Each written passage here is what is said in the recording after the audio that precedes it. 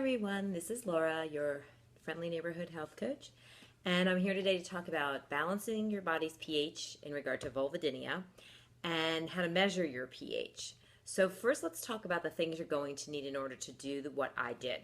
You're going to need pH tape or pH sticks. So this is what they look like. I don't know if you can see, it's backwards because it's on video, but it comes in a tape roll and you roll it out and it looks like that, and then you rip it off, which I'll do. Take a look. It's going to be a little bigger than this. I don't want to waste it. And you get a little piece of tape and you run that under your urine. You literally go to the bathroom, let the stream of urine flow on top. When you take it out, it'll probably be a little wet, so you might want to shake it off on some toilet paper, and then you just hold the tape up to the little chart on the case, and you can tell where you are on your range. Okay, that's one way. This is also another way. These are my pH sticks. I get these from Amazon actually, but you can also go to phion.com. This is what they look like. It's backwards. But again, another way to measure your pH, they come in these little stick strips. They look like this. They're a little different than the one I just showed you, and they are actually quite nice because they break down the pH to even further increments. So you urinate under your stream of urine for about 15 seconds, and then you hold up the strip against the chart and you see where you are on your pH chart. This goes all the way up to 9.0, whereas this one only goes to 7.5.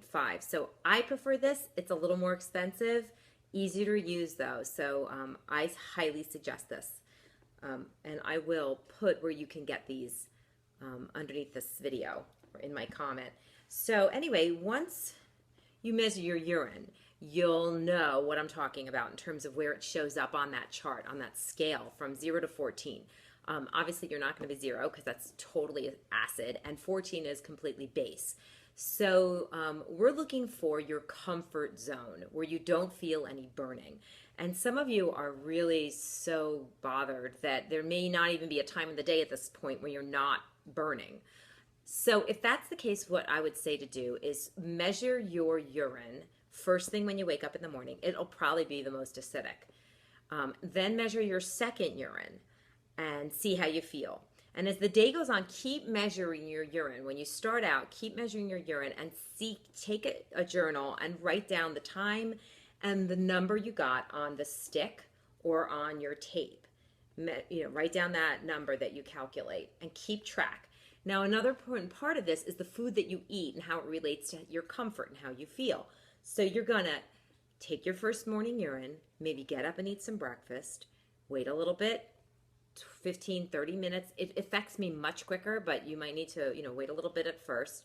Test your urine and write down what your score was and how you feel. I like to go on a scale of 1 to 10. 1 being no pain at all, or maybe 0 being no pain, and 10 being excruciating pain. And as you go along, you keep track of the journal of what you ate, drank, supplements, medication, and your pH number. You'll start to see some sort of a pattern. The normal pattern, is that you're supposed to wake up acidic because your body's detoxing all day. And then as the day goes on, you get more alkaline. So by 2 to 3 is when you're supposed to be the most alkaline. And then as the day goes on, you maybe get a little more acidic again. Now, here's the thing with vulvodynia. We can't metabolize weak acids, or at least that's a component of it. So what alkalizes some people will really burn others. So those books about alkalizing are fantastic and they have a lot of great information, but they don't really apply to vulvodynia or really to anything because we're all chemically different. So for instance, a lemon would be considered highly alkalizing for most people, but for vulvodynia, a lot of women, myself included, used to get very burny and it would make me 6.0 immediately because I'm lacking in those minerals that are needed to make you alkalized once you eat that acid lemon. So what I'm going to suggest is you start getting your measures of your urine reading.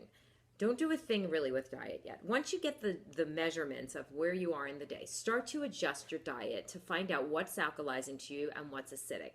The easiest and best way is to eat one thing at a time. And I know that sounds tedious and boring and monotonous, but it really is the best. So maybe in the morning, if you want to see how oatmeal affects you, eat it, wait a little bit, test your urine. If you're acidic, it makes you acidic. Also see how you feel. Then another morning, maybe you can try some salad in the morning without any vinegar, because that's very acidic for almost all people with vulvodynia. And, just keep trying to test the food and see how it reacts in terms of your urine and in terms of the pain that you're feeling. If you ever get to a point where you're feeling less pain, refer back to your diary, see what you ate, see if it alkalized you, and use that as a safe food. In my book, I have a list of foods that are normally alkalizing, or they were for me. So you can start there if you're really confused and try those foods and see if they're going to keep you nice and alkalized. And usually that means in the green zone on your little chart. You want to be more toward the green end, less toward the golden end of the chart.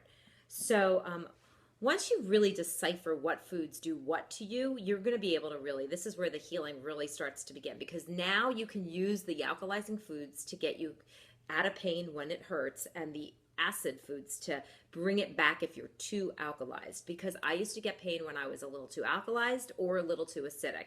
So my comfort window, maybe when I first started, I would get like 5 minutes and I'd take my urine and it'd be 7.0 and I'd be like, okay, that's where I need to be. So like an hour later I'd be in pain and I'd measure my urine and I'd see, okay, I'm measuring, way too acidic. I'm all the way, I don't know if you can see, I'm all the way in the gold area. I have to eat something that's going to alkalize me.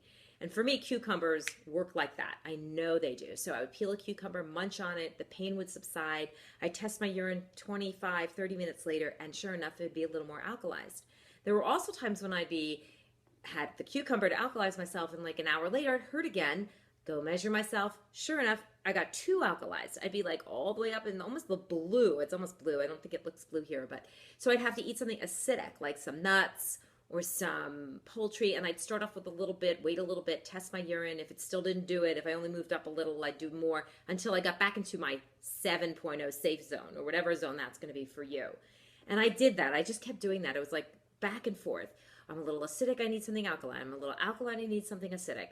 And once I began to control that wiggly wobbly fluctuation of my, urine and the way it was doing, the back and forth kind of thing, I started to feel better in different areas of the pH scale. So like if I started off feeling good only at 7.0, the more I could balance, it started to get bigger and like, oh, I felt good at 7.25 and 6.8 or whatever. And then like it get better. And eventually it just totally opened up and I could be 6.0 and not feel any pain.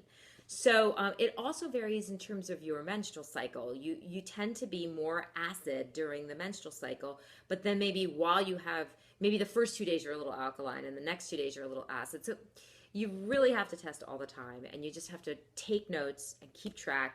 You really need a calendar or a journal or an iPad app, something that's going to work. You need these two things, and you need to know what foods alkalize you and what make you acid. And it's different for everybody. So save yourself a lot of time and aggravation. Get the right tools you need.